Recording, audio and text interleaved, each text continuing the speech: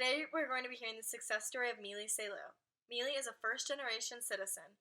She is Albanian and her parents are from Macedonia, but Mili is the first generation born in the United States. This has caused some adversity for her growing up. Mili has had a different experience in her education, in her relationships, in her friendships, and even just discovering who she herself is.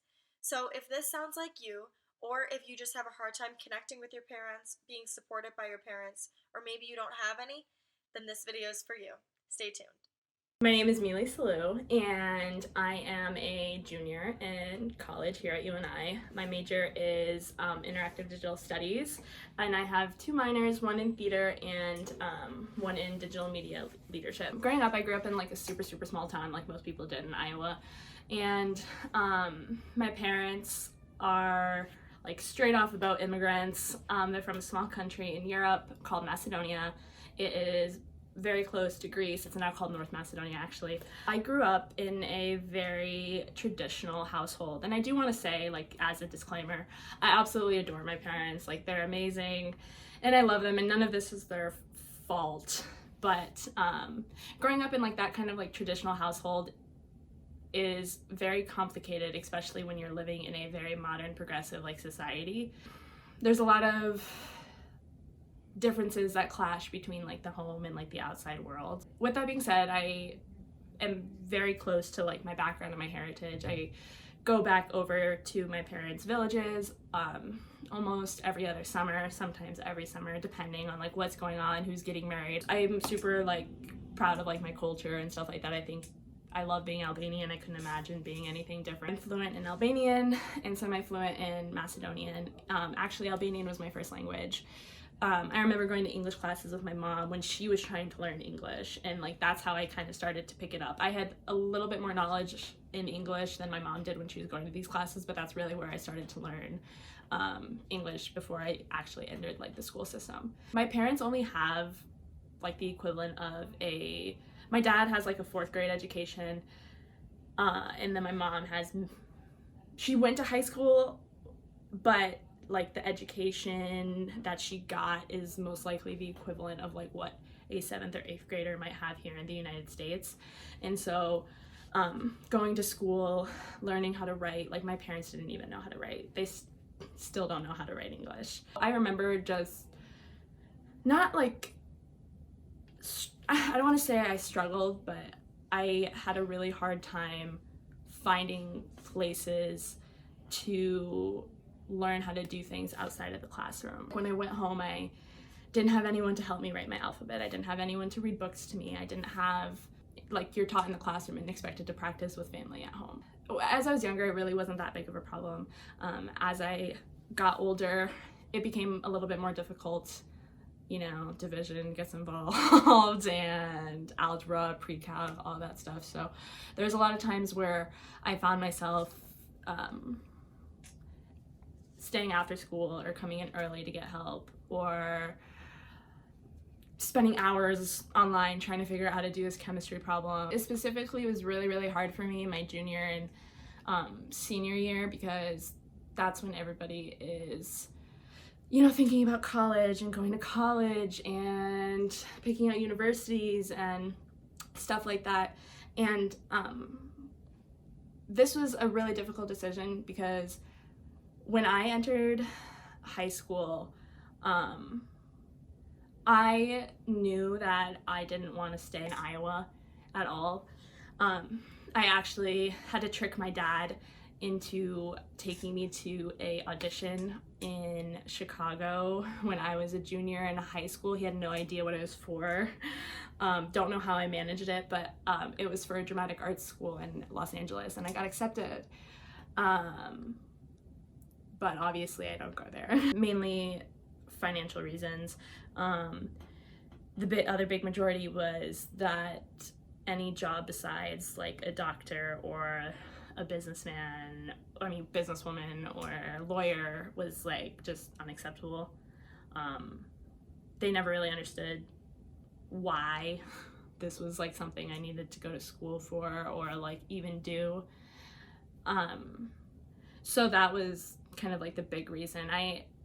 I remember actually when I mentioned that I got into the school that I applied for in LA for acting, they literally didn't even say anything. We were sitting in the living room and they just like looked at me and then went back to their shows. And like I said, I don't want to, like, I feel, my parents are great. Like, I swear they are.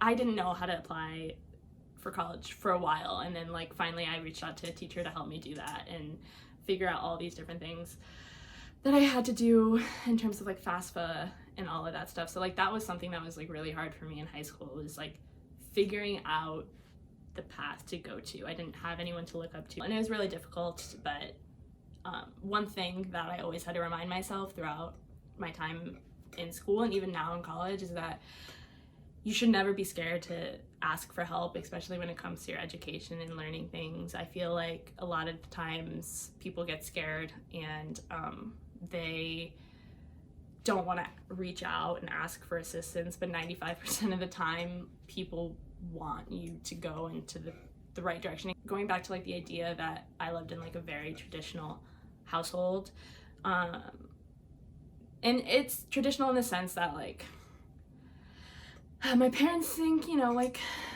the girls have to like sit pretty and I have to be presented in like a certain way, and the main purpose for me in the future is to find a husband and get married. And when people came over for guests, like I wasn't allowed to just sit there and enjoy the time with, you know, the family members that were really coming. I had to go and basically wait on them the whole time. So it's like an hour and a half to 2 hours of me just waiting on these people that, you know, my parents are bringing over. You know, I'm making coffee, I'm bringing plates, I'm bringing out desserts. You know, it's just like a very artificial feeling all the time to be in like those kinds of scenarios, you know, where you feel like you have to be picture perfect all the time to be presentable. And if you're not, you know, you're embarrassing.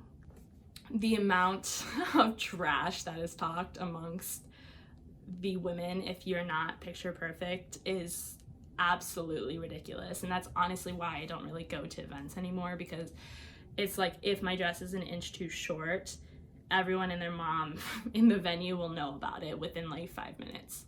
That's just the kind of atmosphere I had to kind of grow up with, especially at like these larger events that we would hold and like in the household when like family came over. Now with like my immediate family, it was a little bit different in terms of like my first cousin, second cousin, like that was a little bit more relaxed. You know, pretending to be somebody that I wasn't constantly was really hard. And like that kind of carries over to my interests. I ended up being like the alien in my family a little bit. You know, my dad's a business owner, he owns a restaurant. My mom works at the restaurant. My brother went to school for finance. However, I was always into the arts. I'd never stopped making art when I was younger. I was constantly drawing. I was constantly trying out for the plays, all of that. And I would bring it home. I remember sometimes I would bring home my artwork and I would show my mom, and I would, you know, like other kids, I'd go to my friend's house and like I'd see their artwork is like put up on the fridge or like somewhere, and like my mom would just throw it away. It was just those kinds of things that happened that I remember just constantly feeling a little bit out of place. What do you do when you're stuck in between two different worlds? You know, it's like you're floating in between them. And I almost feel like even now I still feel like there's two versions of me. Like I have two different personalities. Like there's one when I'm here and having fun and hanging out with my friends and just being like myself and like doing the things that I like and hanging out with the people that I care about and not caring about any of that other stuff. And then like there's the me that is there in like the home or in like traditional like family settings that we have to go to, and it's like I just feel so artificial, so presented, and it's like my values just don't line up with the way they are in my family. It's very conservative, very not the way I just see things, and like that kind of causes a lot of clashes, a lot. So like these, I think honestly a buildup of all of these things led to this feeling of depression and anxiety that I realized is what I had in high school. Something had happened in high school, and I got in trouble with the police, and afterwards I was finally sent to a therapist. Is when I think they realized that like these are things that needed to be addressed, and they didn't know how to deal with it. And like I said, I don't blame them, but I think that, and it's getting better constantly. Those are things that like you can never, that'll never really go away. Like they're things that you really have to like continuously fight day by day. I never felt validated. I think that's a good way to describe it. I always felt like the odd one in the group.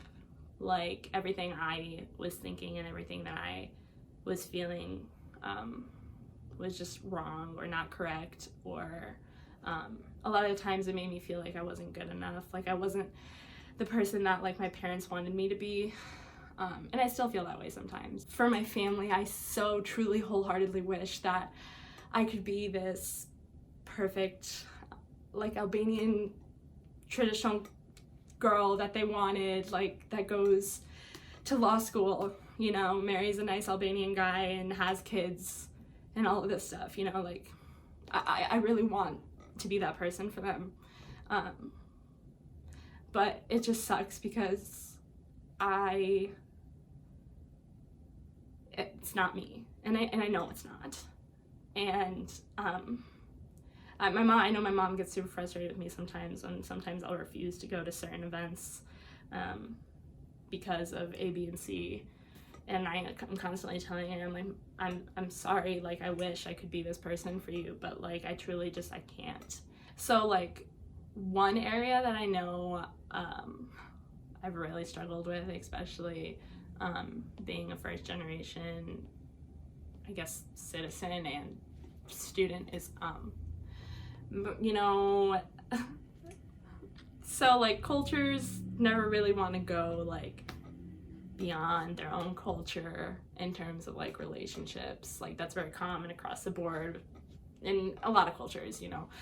And so one thing that I know that I've really struggled with is is developing like intimate relationships with people. And I know exactly why I have these issues, and it's because anyone that I like, where am I supposed to find an Albanian person, you know, in Iowa? Like it's very, very rare, first of all, and odds are I'm probably related to them. And so it's very difficult for me to open myself up to people because I'm so scared of being disowned by my family, or I'm so scared of disappointing them, or whatever, you know. If someone that made me so like happy or whatever, I truly don't know if I would be able to bring them home. Like that would just be so terrifying to me. And in fact, I actually have a separate savings account that I have just in case I do something that makes them mad. So I have backup money to pay rent and stuff like that. I truly do not think that anything about like what I'm saying in this specific scenario is as serious as it would be, but like in my head, that is how bad I think it would be. Just because of like how many times I've heard the words, don't fuck up, or you have to marry an Albanian. So like in my head, I'm constantly blocking myself from those emotions because I'm just scared of the outcome about like what might happen. The past few years, I've been practicing meditation a little bit, and I think the first step in any situation, especially emotionally, is understanding why these things are happening. And that's why I'm not upset or angry about any of this stuff, because it's like I always look at the perspective and I try to understand where like my parents are coming from, because it's like they grew up very different from life here. Like my mom's mom followed her to school every single day and waited for her at like when she got off, and followed her all the way back so my mom wouldn't talk to boys. So it's like that is how it is. My dad had to hike up like a mountain 3 miles to get water from the well to bring back to his family. So it's like I'm never like I think that's super important, is like when these things are upsetting me, or if I am starting to think, you know, I have to remember their origin, or like and this goes for anything, like even with like some of my friends, if we have a disagreement, or if I have a disagreement with someone in class, like I think it's so important to practice understanding why they're having these thoughts as well before you can make any assumptions. I've tried journaling in the past, so that is something that I think has helped, because it allows me to actually process what I'm thinking, and then I can kind of like look back and be like, wow, I'm being dramatic, or like, oh, okay, you know, like I understand why this happened and like why I feel this way, and now I can take steps to move forward. All around my room I have sticky notes with positive self-talk. So they say things like, you're not worthless, you are beautiful, or you're adventurous and wild, like you're not stuck, all of those kinds of things. And I didn't actually put these up myself. My roommate did them for me, because I was having a really, really bad month, honestly. And I came home one day and I saw there was a bunch of sticky notes around my room with all of these positive things written on. So I just remember to look at those and remind myself that I have good people in my life. I used to do this more when I was younger, but I used to try and draw how I was feeling. I did that a lot, kind of like figure out what it would look like or whatever, and some of them were pretty creepy, but it helped, you know, like finding an outlet to express the way that you're feeling. Definitely really helped. It's definitely not easy. The amount of times where I was sitting in my room like crying all alone because I just felt like I didn't fit in, or I didn't really have a place in this world, was pretty like there was a lot of certain times when that happened.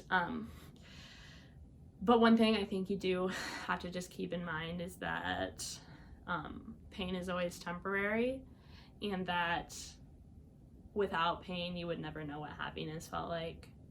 And so that's something that I always try to keep in mind. Dealing with like the different cultures, you know, I think there's nothing wrong with reaching out to other adult figures in like your life for guidance.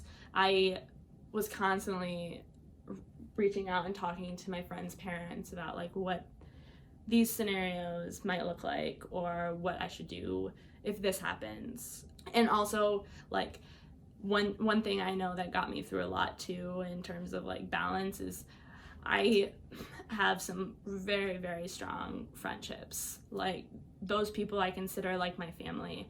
And so it's really nice to have someone from like an outside perspective be so integrated into your life. Like my roommate now, she came with me back to my country this last summer. And it's like, it's so crazy because now when I talk about things to her, it's like, it makes sense. Like she understands why this thing happens and why I feel this way. And like she understands the culture. And so honestly, just trying to integrate as much of like your other life with your traditional life, I think is super, super important. And it's really helpful because you A, get an outside perspective, and B, it also allows for like your family to see like what else is going on. So my parents own a restaurant, And so a lot of the people that come in are very integrated with the communities, and so they would be talking to me about like me being in the play, and then my parents would like ask me questions about it. And so like they did like make efforts to come to these different events that I was a part of, like the play or like art exhibits and stuff like that. So that's definitely a super important thing that I think would help anybody. It's okay to be different. It's okay, and I know this is so cliche, but that, you know, it's alright to stick out a little bit. It's okay to be weird, it's okay to be different, you know. You're gonna find people that like you for who you are, regardless. And that was something that I never understood growing up, but I do understand that now, that it's okay to not conform to what people want you to be. Alright guys, that's it for today's video. I hope you were able to take something away from what Mili had to say. Even if you're not a first-generation citizen, it can be really hard to feel like you're disappointing your parents. That's where you came from, that's what you know, and that's what's made you who you are today. But sometimes we have to break away from what they want for us and follow our own hearts and stay true to what our own values are. So, with that being said, if you're looking for more content like this, you can go ahead and check out my blog Release. I'll link it in the description below. There you're going to find more success stories and more stories about people overcoming their adversities. And if you want updates on when those blogs and vlogs are going to be posted, you can go ahead and follow my Instagram, s.e.rit. But other than that, stay healthy, stay well, and don't die with your music still inside of you. Bye guys.